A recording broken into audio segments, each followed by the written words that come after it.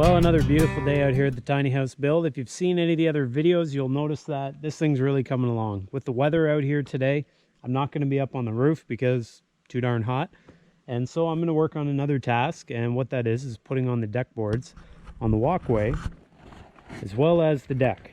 So as you can see here, I've got these boards laid out. These are rough sawn boards. I mill everything myself except for the plywood.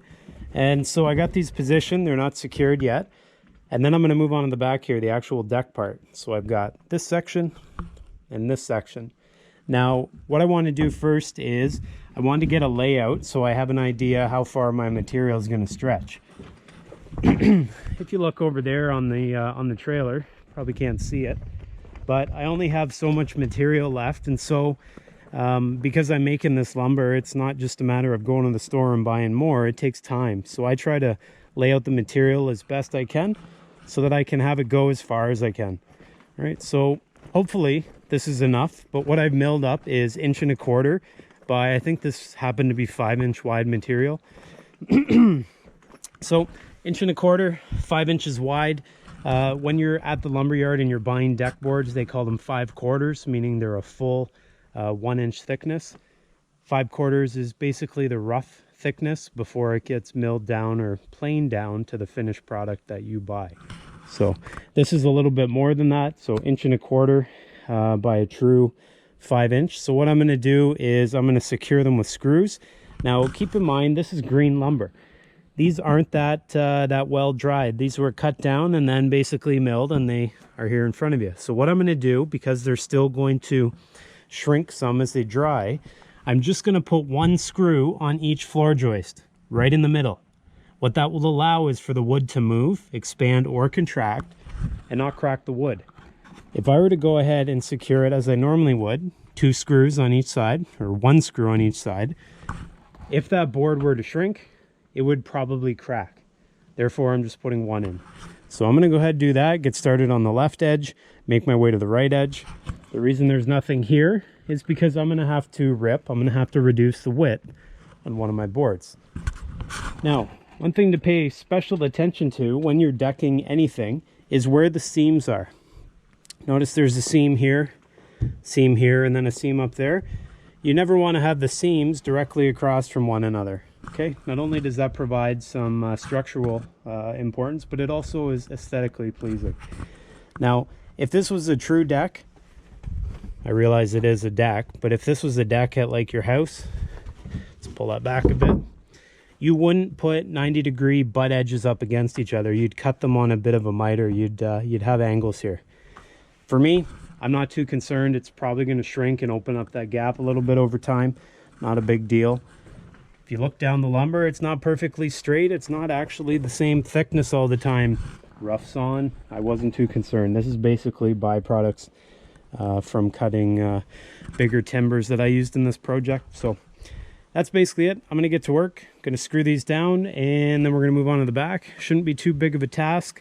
I'm letting them go long at this point, and I'll scribe them and cut them and install them. So here we go. Okay, let's give myself a bit of room there. And I've just got some random screws here. Ideally, I'd probably use 2 or 2.5-inch screws. So making sure it's flush there. And we're just going to put 1 in to hold it for now.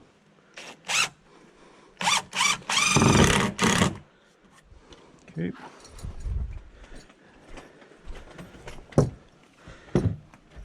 Now I'm not going to go down every floor joist at this point. I'm just going to put one every so often just to hold it.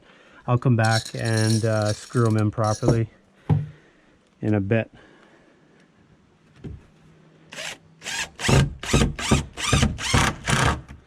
When you put the screws in, you don't have to drive them home either, because that just creates a recession for water and dirt and all that to collect.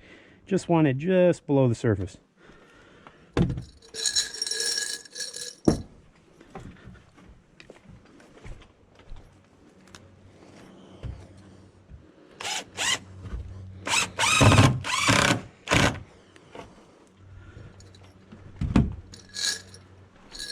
And I don't know if I mentioned this yet or not, but every time there's two boards coming together, the joint has to be over some sort of floor joist.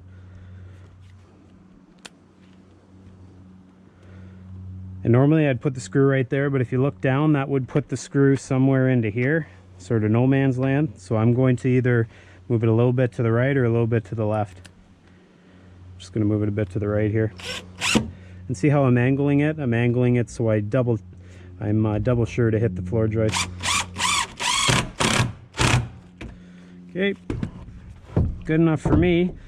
Now I don't know. Okay, I did cut that one already, so we're good there to secure it.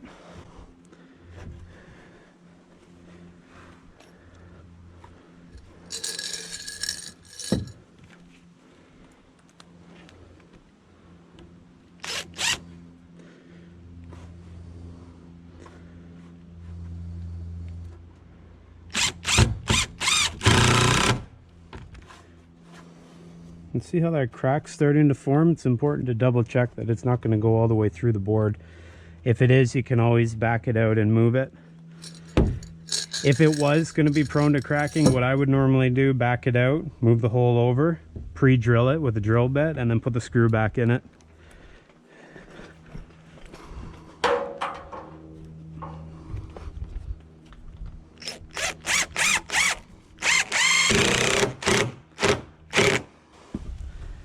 One other thing, and I'm no expert, okay, so I'm telling you all this stuff. This is what I do. I'm no expert. I know the odd thing, but not too much. Don't put a screw directly through a knot. Don't put a nail directly through a knot. It'll give you more headache than anything. Also, when you're installing a deck, like if this was at my house and I was using lumber from the lumber yard, you'd usually leave a little gap here. What I used to do, or what I still do, is I just take a nail. Normally I use a nail like this, and before I install this board, I just tack it into the joist like this, and then when I butt up the next board, it creates a gap there, and that allows dirt and rainwater to flow through and stuff like that.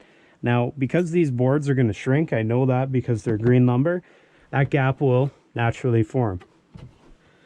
One of the real reasons I'm trying to get this done right now is my dog, Coda. He doesn't like to walk up here without something firm under his feet. Can't blame him. Smart dog. So I'm going to get this firmly in place. That way he can come up and check things out.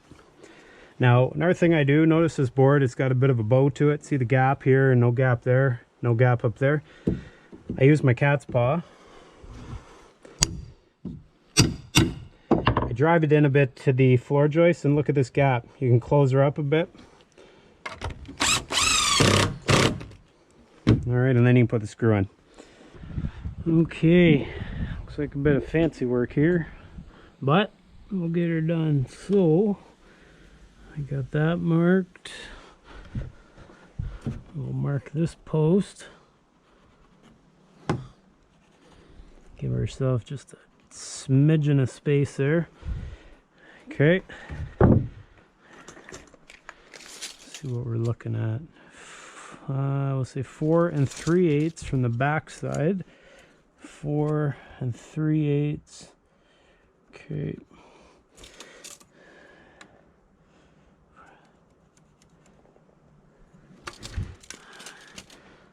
4 3/8. Yeah, that's what it is. If only I could measure now. 4 3/8. 4 3/8. Good. Put an X. We'll cut that section out. We're gonna do 3 7/8 to be safe. So it'll be this back side. 3 7. Oh, I love doing that. 3 7/8.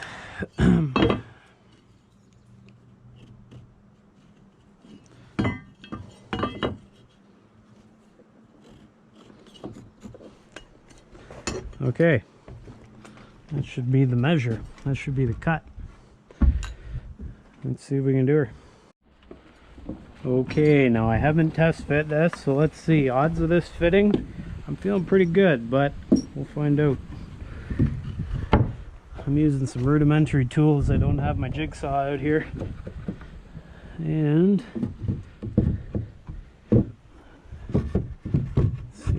so that looks good. And that is a beautiful thing.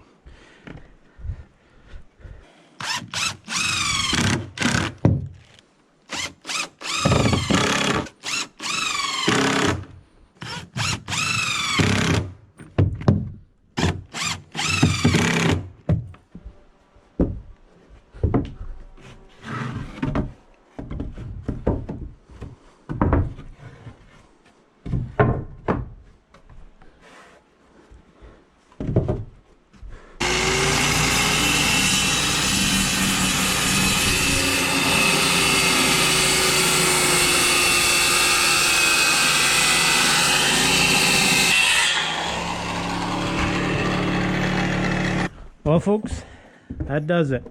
As you can tell, we got a solid walkway here and a solid deck. So this is the tiny house deck. As you can see, we got about 4 feet here, got about 2 feet on the walkway. All of it is all of it has rather an overhang, and so you're going to be on the elements. Maybe in the future I'll think about putting some sort of bug netting here, or a screen, make it a screened-in porch. But for now, things look pretty good. So that's it. That was today's task. On to the next. Well, I'm calling her quits. I've had enough today. I'm pooched. I'm tired. Yada, yada, yada. For those of you who have watched every video along the way, I appreciate it. For those who are just tuning into this video, glad you're here. For everyone else, if you could do me a big favor, hit that subscribe button. Make sure you check out the playlist, because I got videos from the ground up to where we're at now. Appreciate all you guys watching. We'll see you all next time.